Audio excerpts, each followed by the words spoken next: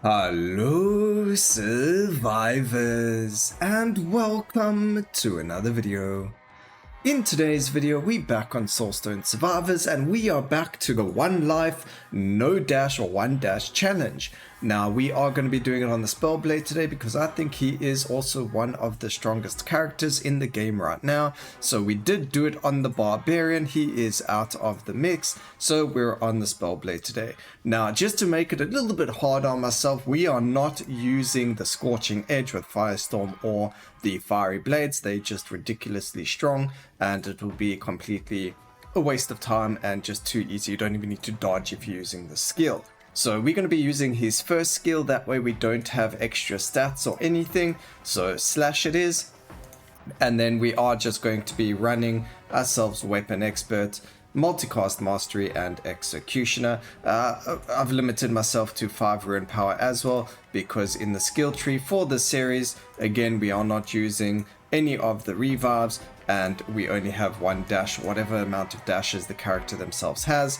And because we can't actually get rid of the 5 rune slots, we are limiting ourselves to 5 for this video. So let's get straight into it. The Caves of Delzog, and we actually have a really nice skill here called Uppercut. Uppercut and Rupture are the only two skills in the game that can affect elites. It does mention it in the words. It says may also stun elite enemies. If you have a look over there, next to the first wound word, it says may also stun elite enemies. So when you see an elite, you'll notice that they're going to fall on their face and they don't move. It's not that they dead, it's that they stunned. And this does affect the Void Hunters as well. So it could be quite interesting going for 6 uppercuts or even 6 ruptures and just having enemies being knocked down the entire time.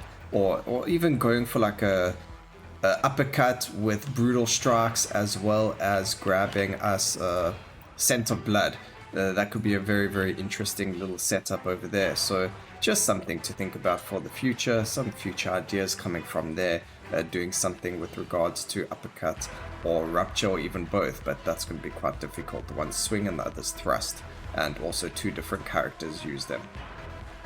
Alright, nothing major going on over here. We do have Executioner, but we do want the cast frequency and the damage for this.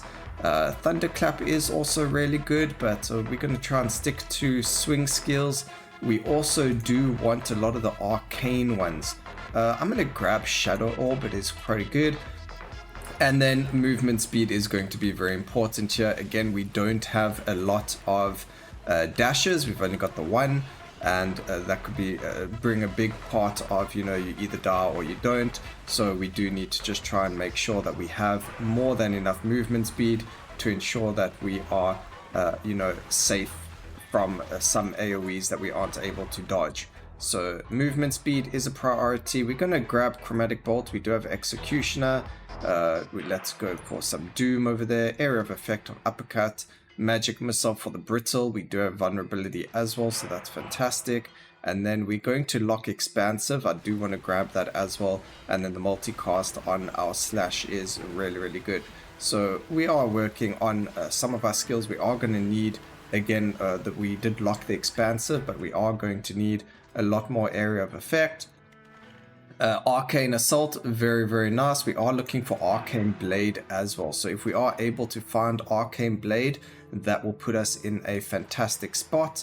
Other than that, I don't think the other arcane skills are going to be that important. Obviously, we've already got Slash, which is important, but I mean in terms of like Arcane Spark, the Arcane Disc and things like that, we don't need any of those.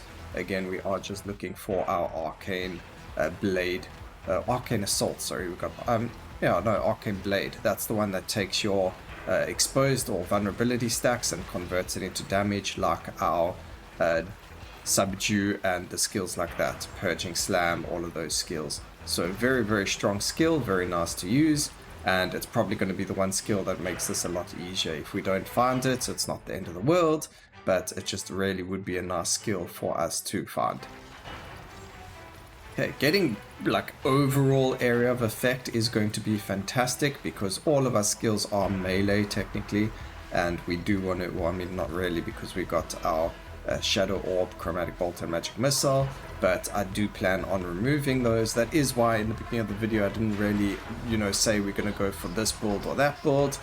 We kind of just going for whatever feels right at the moment in time. There is no set build for this sort of thing. We kind of just, take it by feel, and we're going to be like, oh, okay, well, we need this right now, let's go and grab it. We don't need any more poison, so we're going to grab that. Let's just reroll once or twice. Can we find it? No, there's nothing there. Over here again, we need the cast frequency for Slash is actually pretty good, 0.6, so we're going to grab the expansion for the extra area of effect for everything. And then we're going to just grab our passive. We could probably leave our passive for the second or the third boss fight. As you can see, we are doing more than enough damage in the beginning, so I think we will actually do that. We're going to leave it. We don't need it for the first boss fight. It will be more beneficial to keep it for the next lot of bosses. So let's go, just moving. We still need a lot more movement speed. We're not really seeing a lot of movement speed upgrades, and then that makes it so that the Ice Incarnation's actually a lot easier as well. So he's going to be a really tough cookie for us until we get a lot more movement speed, especially since all of his skills slow us as well. So that's going to make it a lot harder for us. We got to try and stay out of the slows that he provides. But otherwise, as you can see, plenty of damage coming from our skills, not really having to worry about anything in the very beginning, but that will change quite quickly if we aren't careful. Again, looking for the Arcane Blade, still not finding it. We can banish the block. Multicast for Arcane, expansion, cast frequency. Here's our Arcane Blade, that's fantastic. We can now get rid of, what should we get rid of? We get rid of the Shadow Orb. We're going to keep we will probably land up getting rid of the Chromatic Bolt as well, but we might just keep it for all of the negative effects and the synergy skills. Like Hypothermia would be fantastic to get. We did just get the Debilitating Plague, which means we're now going to probably get Impending Doom, which means we've got nice access to Dazed as well, which we wouldn't have otherwise had if we didn't go for like a Lightning Orb or something like that. So really nice area of effect, magical, that's fantastic. We could actually go Arcane Power here. I'm going to do that, although we want the negative effects. Arcane Power is going to be fantastic. Having that multicast on these skills is going to be really, really big for us. And now for this boss fight, we are going to grab the passive. There we go, everything should just melt instantly, which is going to be fantastic for us. Perfect. 2 bosses down, this guy will die, there we go. I mean, we don't even have to worry, as long as we have our passive up, we also get the movement speed from it. It doesn't really tell us how much, but you get a whack ton of movement speed as well, and that's going to obviously help us stay alive without having to worry about dodges as well. Alright, let's go destroy those pylons, because it's just extra stuff that we have to dodge, which we're not really interested in dodging. Would be nice to make it so we can't dodge at all, like unbind my dodge button and then we try and do this, so it doesn't matter the character. Although, I mean, it is possible because we already got the Chaos Knight who doesn't dodge at all, so the fact that you can live without dodging is very possible. But is it possible on other characters?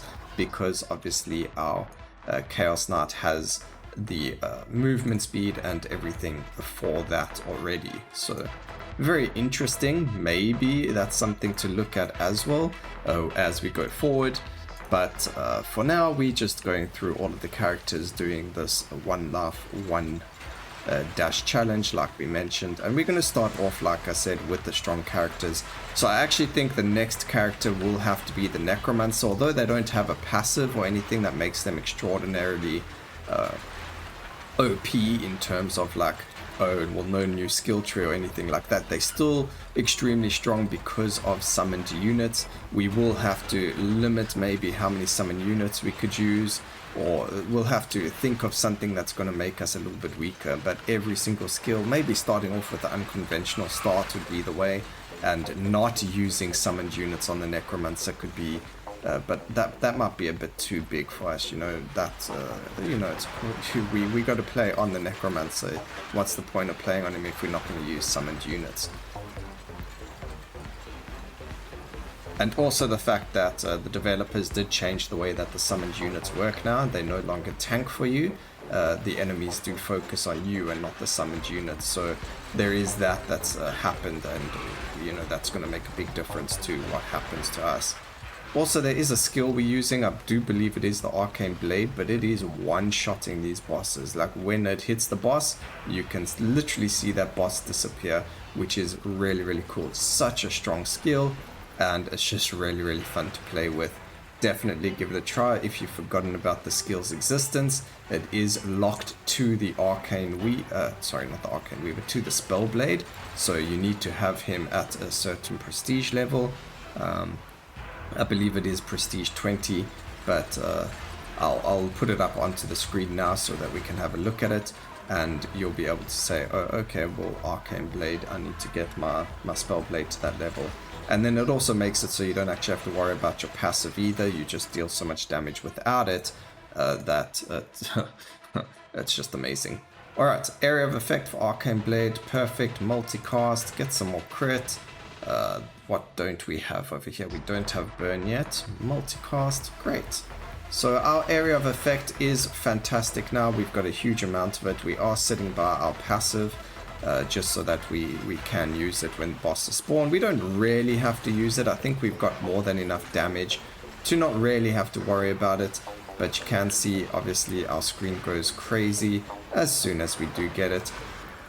Just dodge out of her AoE. There we go. All dead. And maybe we can deal enough damage to get the next set of bosses to spawn as quickly as possible. That would be really, really fantastic. At the same time, it wouldn't be so fantastic because we have no more passive, but very, very strong. As you can see, we just annihilated all those bosses. Alright, there we go. Get this, destroy these pylons because, you know, no one likes them. And having one dash or dodge means that we do have to kind of get rid of them, because less AoEs means less dodging.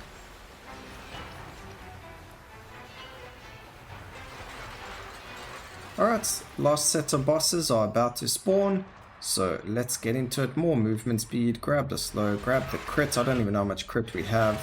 A decent amount, so that's fine as well. And here we go. Are they going to spawn anytime soon? I mean, I could just look at the number in the corner, but that's a lot of effort while I'm trying to stay alive, you know? Yep, they're going to spawn very soon. Are we going to be able to get enough for our passive before we get anywhere? Probably not, but we don't need it anyway. Although we just took a really hard hit there. But you could see Arcane Blade hit someone and they just melt. They just went bye-bye. Where did you go? Look at that damage. That is pretty insane. So you guys can definitely try this one. Maybe we'll see how far we can go in Overlord with Arcane Blade. Just really, really disgusting skill. And that was that, a 9-minute 20-second video. I mean, not video, 9-minute run. Oh my gosh, language. And that's actually the fastest we've done it with this weapon, which is weird. Very weird. But anyway, there you go, Arcane Blade, 27 million damage. We did go relatively quick, so it didn't really, you know, make things have high numbers. But I hope you guys enjoyed the video. Please remember to like, comment, and subscribe for more videos like this in the future. And always remember, keep safe, survivors. Until next time, cheers.